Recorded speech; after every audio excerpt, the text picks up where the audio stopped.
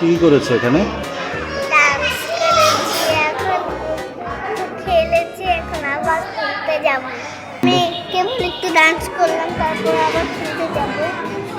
অনেকদিন পর বাবুল্যান্ডে আসি, তাই এই যে সেমন খেলতে যেতে ইচ্ছে করছে। বাবুল্যান্ডে আসতে ভালো লাগে? হ্যাঁ, ভালো লাগে মাঝে মাঝে।